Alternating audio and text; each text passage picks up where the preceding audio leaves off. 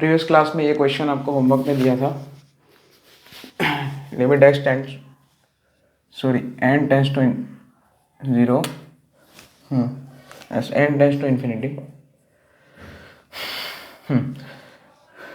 Integral part of 1 square x plus integral part of 2 square x up to integral part of n square x whole divided by n cube. ठीक है, तो इसको solve करते हैं। जैसे भी कोई भी नंबर होता है, इसका इंटीग्रल पार्ट जो होता है, ये एक मेथड 1 है। कोई भी जो नंबर होता है, real number, for any real number, उसका इंटीग्रल पार्ट उस नंबर से तो कम ही होता है, और उस नंबर से एक अगर घटाएंगे तो उससे ज़्यादा होगा। ओके, मतलब कोई भी नंबर का इंटीग्रल पार्ट है जो है वो उस नंबर के बराबर या उससे कम हो सकता है। जैसे कि मान लिया x बराबर 1.2 हो गया, तो उसका इंटीग्रल पार्ट ऑफ x कितना 1 हो जाता है। तो 1 जो है 1.2 से कम है और 0.2 से ज़्यादा है ना। x माइनस 1 मतलब 0.2, तो ऐसा हमेशा होगा। और x अगर इंटीजर होगा तो इंटीग्रल पार्ट ऑफ x और x दोनों सेम होगा। ठीक है, तो ये तो होता ही है। अच्छा, अब यहाँ पे 1 स्क्वायर एक्स है, 2 स्क्वायर एक्स है, तो सभी के लिए हम ऐसा लिख सकते हैं जैसे कि 1 स्क्वायर एक्स जो है उसका value, integral part of 1 square X का वैल्यू 1 स्क्वायर एक्स से कम या बराबर या 1 स्क्वायर एक्स माइनस 1 से ज़्यादा होगा। उसी तरह से 2 स्क्वायर एक्स में भी ऐसा ही होगा, उसका वैल्यू 2 स्क्वायर एक्स से कम या बराबर या है ना, ऐसे 2 square X minus 1 less than, ऐसे ये लिख सकते हैं। उसी तरह से ऐसे करते करते एन स्क्वायर एक्स के लिए N square X minus 1 should be less than integral part of N square X should less than और equal to N square X. अब इन सब का टोटल कर दो, इन सब को ऐड कर दो। सेम साइड की इनइक्वालिटी है और सेम तरीके की इनइक्वालिटी है। इनइक्वालिटी में ऐड करना अलाउड है। 1 square x, 2 square x up to N square x, उन सब में से एक्स स्क्वायर कॉमन आ जाएगा, तो 1 square plus 2 square up to N square और माइनस वन एन टाइम्स, तो माइनस एन हो जाएगा less than.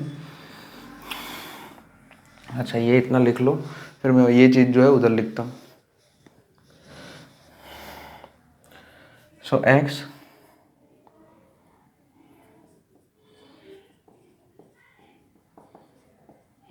Is less than 1 square x plus integral part of 2 square x up to is less than और equal to 1 square x plus 2 square x up to N square X का sum कितना होगा, वही उन सब में भी ऐसा ही होगा 1 स्क्वायर एक्स। अच्छा, यहाँ पे माइनस एन लिखना रह गया, यस माइनस एन, और यहाँ पे एक्स इंटू एक्स सब में से कॉमन आएगा और 1 square 2 square up to N square हो जाएगा। अच्छा, 1 स्क्वायर प्लस 2 स्क्वायर, तो sum of square of N natural numbers का तो फॉर्मूला हम जानते ही है, n/6 n+1 into 2n+1 minus N तो एज इट इज़ रहेगा। और ये जो रिक्वायर्ड लिमिट, उसमें अभी 1 स्क्वायर एक्स 2 स्क्वायर एक्स, सिर्फ दो ही टर्म लिखता हूँ, एक ही टर्म ऐसे प्लस करके, ये आप समझ पा रहे हो, एन स्क्वायर एक्स तक लेस देन और इक्वल टू एक्स। इसमें भी वही है, देखो sum of square of N, first N natural numbers है ना, तो क्या हो जाएगा वो n/6 n+1 इंटू 2n+1 बराबर है। अब डिनोमीटर में मुझे एन क्यूब चाहिए, मतलब मैं एन क्यूब से डिवाइड कर देता हूँ, तो बेसिकली मेरा यहाँ पे बनेगा क्या, x इंटू यहाँ पे n/6, इस ब्रैकेट में से n कॉमन निकालोगे एक n, ठीक है, और इस ब्रैकेट में से एक n, तो टोटल एन क्यूब हो जाएगा 1+1 अपन n और 2+1 अपन n minus n less than. अच्छा, यहाँ पे अभी ये वीडियो पॉज करके इतना लिख लेना, फिर वो जो कंडीशन है ये उसको मैं अलग से अच्छे से इधर लिखता हूँ, क्योंकि मुझे वहाँ पे जगह जो है थोड़ी कम पड़ रही है। क्वेश्चन थोड़ा बड़ा है ना, और मेरा बोर्ड छोटा है, तो ये वीडियो पॉज करके यहाँ तक लिख देना और फिर यहाँ से मैं वापस लिख रहा हूँ इधर।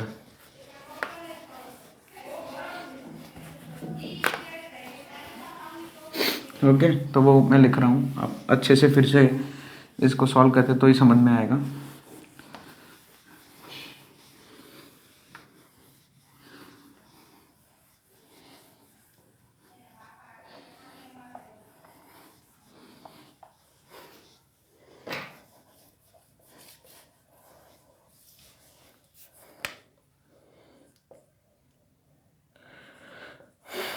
X N cube by 6 into 1 plus 1 by N into 2 plus 1 by N minus N, रुको और भी इधर से लिख लो, X N cube by 6 N plus 1 into 2n plus 1, और सॉरी हमने n कॉमन निकाला ना, so 1 plus 1 upon N into 2 plus 1 upon N minus N less than integral part of 1 square x plus integral part of 2 square x up to N square x whole divide, अच्छा वो divide तो N cube से हम कर रहे हैं अभी, is less than equal to x N cube by 6 1 plus, इधर भी यही किया, एन कॉमन निकाल दिया दोनों में से, ये दोनों ब्रैकेट में से एन कॉमन निकल दिया। अब एन क्यूब से डिवाइड कर दो, तो आप जब एन क्यूब से डिवाइड करने जाओगे तो तीनों के नीचे एन क्यूब लिख दिया मैंने। अच्छा यहाँ पे ये कैंसिल हो जाएगा, इधर वैसे कैंसिल हो जाएगा इसमें, है ना। तो यहाँ पे लेफ्ट हैंड साइड देखो, यहाँ पे दो देखो, सैंडविच थ्योरम का हमारा फॉर्मेट बन गया। जो रिक्वायर्ड लिमिट है उसका जो फंक्शन है, रिक्वायर्ड फंक्शन का जो लिमिट है वो इन दोनों फंक्शन के बीच में है, तो सैंडविच थ्योरम हम यूज़ कर सकते हैं, ठीक है। सो यहाँ पे हम सैंडविच थ्योरम अप्लाई करते हैं, इन दोनों पे limit n tends to infinity find करते हैं। अच्छा यहाँ पे limit n tends to infinity, x तो कॉमन है इनसे तो वो तो कर देंगे बाद में, x N cube by 6 1 plus 1 upon N into 2 plus 1 upon n, n cube से दोनों को डिवाइड कर देंगे, तो यहाँ पे एन क्यूब इसके नीचे भी आएगा और माइनस एन के नीचे भी एन क्यूब, तो माइनस 1 अपन एन स्क्वायर बन जाएगा। ये हो गई लेफ्ट साइड पे जो फंक्शन है उसकी लिमिट, उसका वैल्यू हम निकाल रहे हैं। N cube get cancel, N tends to infinity 1 upon N tends to 0 होगा, ये हम सब जानते हैं, 1 upon N square tends to भी 0 होगा। So X by six into 2 plus, मतलब 1 प्लस 0 इंटू 2 प्लस 0, और ये तो 0। सो इसके मतलब लेफ्ट हैंड साइड पे जो फंक्शन है उसका लिमिटिंग वैल्यू x बाई 3 है। उसी तरह से राइट हैंड साइड पे जो है function limit n tends to infinity x by 6 n cube cancel, 1 plus 1 upon N into 2 plus 1 upon n, तो इसमें भी limit n tends to infinity थी, 1 अपन n टेंस टू 0 होगा, सो 2x बाई 6 मतलब x by 3। चलिए दोनों साइड दोनों तरफ के जो फंक्शन है, तो यहाँ पे वही स्क्वीज थ्योरम यानी कि सैंडविच थ्योरम हम लगा सकते हैं, है ना, ठीक है ना। इधर ये बीच वाला फंक्शन एफ ऑफ एक्स बोल दिया, एफ ऑफ एन बोल दिया, इधर तो एन है ना, वेरिएबल एन है, सो एफ ऑफ एन ये हो गया जी ऑफ एन और ये एच ऑफ एन, ठीक है। Limit n tends to g of n वो भी एक्स बाई 3 है, limit n tends to h of n वो भी एक्स बाई 3 है, तो limit n tends to h of n f of n वो भी एक्स बाई 3 होगा। सो आवर रिक्वायर्ड लिमिट जो पूछी गई है वो कितनी है, एक्स बाई 3। तो ये तो एक मेथड हो गई। अब एक और मेथड सिखाता हूँ, अरे क्वेश्चन क्यों, method 2 limit n tends to infinity, sorry 1 square x, हाँ ऐसे करके है। चलिए तो एक और मेथड सीखते हैं इसमें। ये हो गई मेथड 1 थी जो सैंडविच थ्योरम थी, सैंडविच थ्योरम से किया क्वेश्चन को। अब कुछ और मेथड से दूसरी कोई मेथड से करते हैं, देखो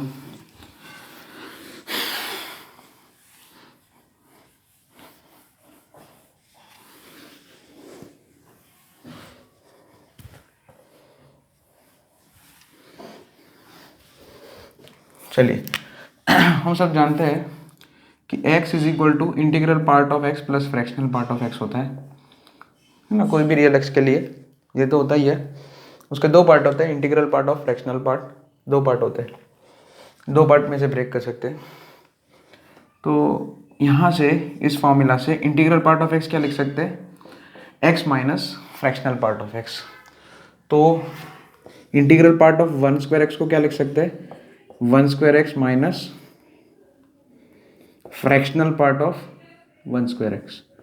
उसी तरह से integral part of 2 square x को भी ऐसा ही कुछ लिख सकते हैं, integral part of 2 square x को क्या लिख सकते हैं, 2 स्क्वायर एक्स, है ना, नंबर क्या है 2 स्क्वायर एक्स, और उसमें से उसका फ्रैक्शनल पार्ट यानी कि fractional part of 2 square X minus कर दिया। तो ऐसे करते करते सभी के लिए लिख सकते हैं। तो फिर हम टर्म, है ना, सभी टर्म में ऐसा ही कर देते हैं, limit n tends to infinity, sorry, और सो यहाँ पे 1 square x plus 2 square x, है ना, सभी नंबर जो है साथ में ले लिए, 1 स्क्वायर एक्स से लेके एन स्क्वायर एक्स तक, और उसमें से उन सभी के fractional part of x minus करके उन सबको साथ में लिख लिया, ठीक है। तो एन स्क्वायर एक्स तक whole divided by n cube, ठीक है। अच्छा ठीक है, अब फ्रैक्शनल पार्ट ऑफ एक्स जो होता है, आप सभी के नीचे एन क्यूब जाएगा। अच्छा ये तो पूरा कॉमन हो जाएगा, इन सब में से एक्स कॉमन आएगा, यहाँ पे तो फॉर्मूला बन जाएगा जो पहला ये टर्म है, ये तो पूरा एक टर्म ले लो, एक्स कॉमन निकाला, एक्स अगर कॉमन निकालोगे तो 1 square plus 2 square plus 3 square up to N square, sum of N natural numbers, तो वो तो फॉर्मूला लग जाएगा n/6 n+1 into 2n+1 whole divided by n cube, और यहाँ पे माइनस करके limit n tends to infinity bracket कर देते हैं 1 square x upon n cube, मतलब fractional part of 1 square x upon n cube, ऐसे करते करते फ्रैक्शनल पार्ट ऑफ 2 स्क्वायर, अच्छा सभी के नीचे एन क्यूब लगेगा, ठीक है, वो तो बाद में। अब यहाँ पे ये एन कॉमन निकलते आप एन, यहाँ पे देखो आपको समझ में आता है ये क्या, इसमें आंसर आएगा x/3 आंसर आएगा यहाँ पे, है ना। इस लिमिट का आंसर x/3 हम सॉल्व कर चुके हैं इससे पहले सैंडविच थ्योरम के उसमें।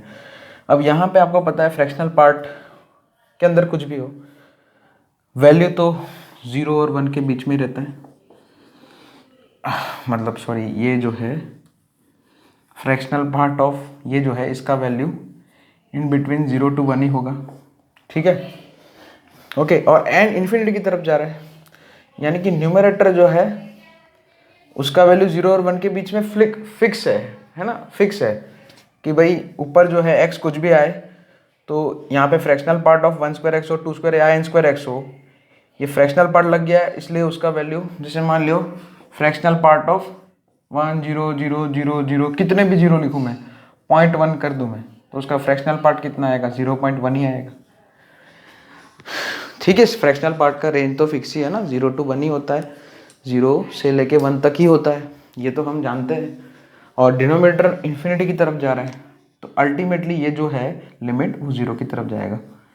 अच्छा ऐसे एक टर्म की लिमिट, सभी टर्म की लिमिट 0 की तरफ जाएगी, यानी कि यहाँ पे ये सब पहले टर्म, यहाँ पे पहले लिमिट को छोड़ के सभी बाकी सभी लिमिट 0 हो जाएगी, और इस लिमिट का आंसर हम जानते हैं कितना होता है x/3, और वो हम सॉल्व कर चुके हैं ऑलरेडी, है ना। सो ये शॉर्टकट अप्रोच है, सैंडविच थियरम थोड़ा इसमें लॉन्ग था, लेकिन ये शॉर्टकट है देखो, लेकिन ये दिमाग में आना ज़रूरी है कि ऐसे हम करेंगे, फ्रैक्शनल पार्ट जो है उसको, मतलब सॉरी इंटीग्रल पार्ट को ऐसे लिख सकते हैं x minus fractional part of x, ये आपको थोड़ा सोचना पड़ेगा, ओके। तो ये क्वेश्चन एक हो गया।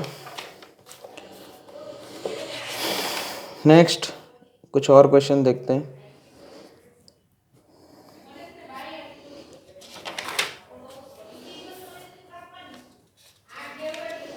नेक्स्ट क्वेश्चन, अब यहाँ पे सैंडविच थ्योरम का नहीं, अब कुछ मिक्स में क्वेश्चन करते हैं। अभी एक आध क्वेश्चन जो है हमारा, एक तो ये कांस्टेंट फाइंड करने वाला एक क्वेश्चन है एक, जो कि काफ़ी इम्पोर्टेंट है, चलो लिखते हैं, एक second.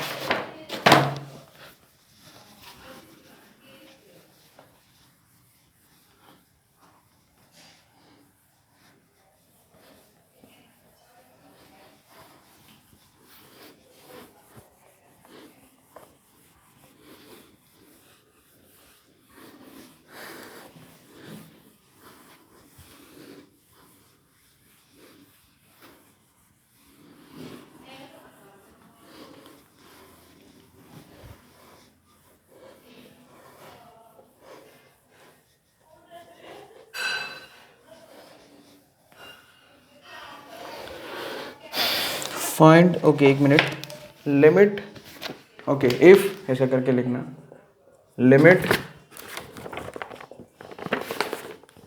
x tends to 0 a cos x plus b sin x minus 7 whole divided by x to the power 4 exist,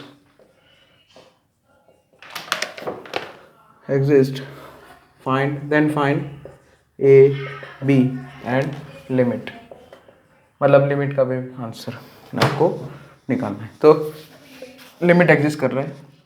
चलो लिमिट एग्जिस्ट कराने के लिए क्या होता है, यहाँ पे x 0 की तरफ जा रहा है तो न्यूमरेटर का इफेक्टिव डिग्री डिनोमिनेटर से बराबर इक्वल या ज़्यादा होना चाहिए।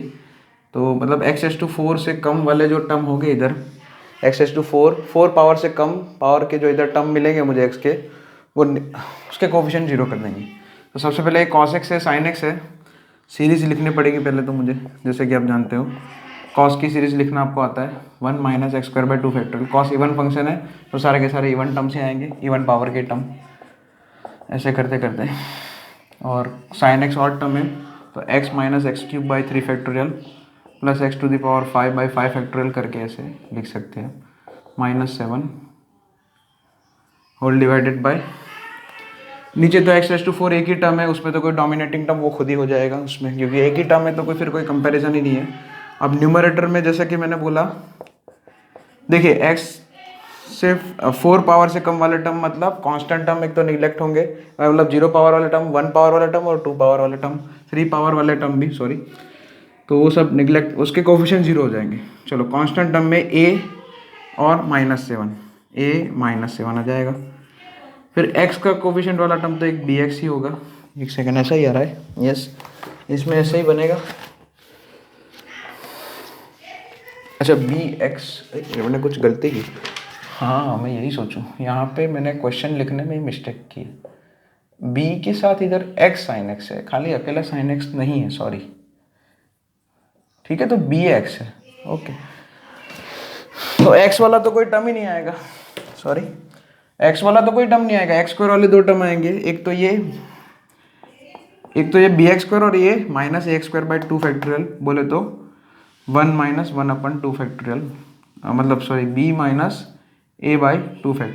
चलो x³ वाले टर्म, x³ वाला भी कोई टर्म नहीं आएगा, बस सीधे अभी तो 4 पावर से स्टार्ट हो गए।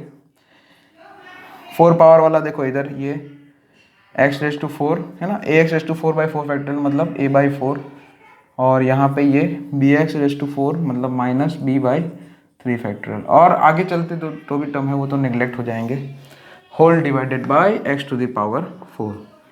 चलिए अब लिमिट एग्जिस्ट कराना है, इसलिए एक तो a -7 0 होना चाहिए, कांस्टेंट टर्म 0 होना चाहिए, सॉरी कांस्टेंट टर्म तो आपको 0 करना ही पड़ेगा, a -7 0 विच मीन्स a = 7, और b माइनस दूसरा क्या होगा 2 होता है, x² का भी कोफिशिएंट 0 होना चाहिए, तो दूसरी कंडीशन आएगी b - a/2 = b 0, ठीक है, हाँ ऐसा ही कुछ आ रहा है, सही है।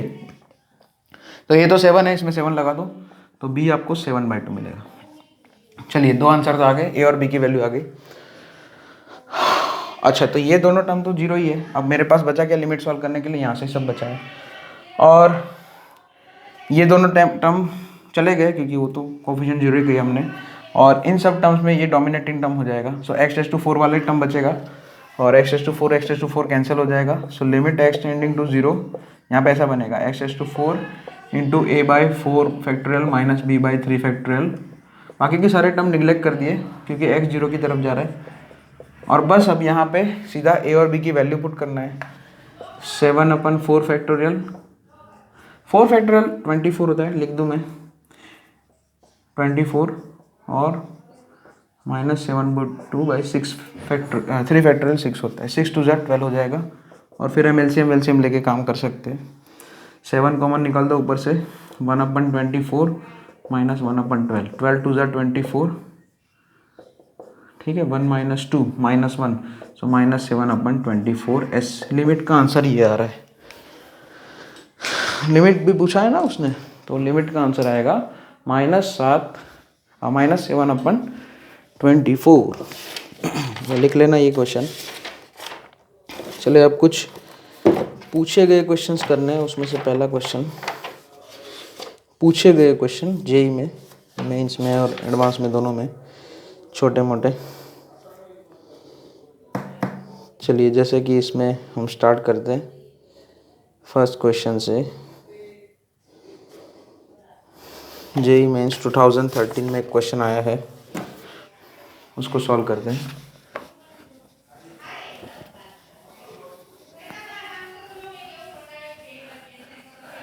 चलिए ओके, तो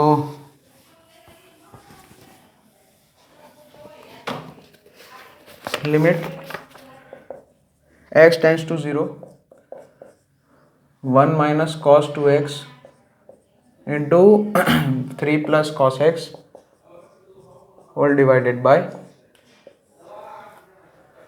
x tan 4x। JEE Mains 2013 में पूछा गया है ये क्वेश्चन। चलिए हमने कुछ सिखाया था आपको, अगर आपको याद हो तो, जैसे कि एनीथिंग टेंड्स टू 0 होता है तो साइन ए, अच्छा टेन ए की बात है यहाँ पे, तो टेन है, टेन ए क्या हो जाता है, टेन ए को ए से रिप्लेस कर सकते हैं, साइन ए को भी ए से, और 1 माइनस कॉस ए होता है तो उसको ए स्क्वायर बाई 2 लिख देते हैं जनरली, ठीक है। तो यहाँ पे बेसिकली, अच्छा ये टर्म में तो डायरेक्ट लिमिट लगेगा, 3 प्लस कॉस एक्स में कॉस 0 1 होता है तो 3 प्लस 1 4, वो 4 बाहर लिख लिया मैंने लिमिट लगा के सीधा। 1 माइनस कॉस 2x है, ठीक है ना। तो यहाँ पे 1 देखो एनीथिंग 0 की तरफ जा रहा है, x 0 की तरफ जाएगा 2x भी 0 की तरफ जाएगा। तो यहाँ पे मैं ऊपर 1 माइनस कॉस 2x की जगह क्या लिख सकता हूँ, 2x का होल स्क्वायर बाय 2। इधर तो लिमिट 4 हो गया, उसको मैंने बाहर भी लिख दिया है, whole divided by x as it is रहेगा, और tan 4x का क्या हो जाएगा, 4x हो जाएगा। चलिए यहाँ पे आप सॉल्व करें। अच्छा ये 2 बाहर आ जाएगा, 4/2 limit x tending to 0, x tends to 0, 2x का स्क्वायर मतलब 4x स्क्वायर, और नीचे भी 4x स्क्वायर है, okay 4x square get cancel, तो 4/2 मतलब 2 आएगा। लिमिट का आंसर कितना आ जाएगा, 2 आ जाएगा। लिख लेना इसको भी, ये जेई में इसमें पूछा गया क्वेश्चन था।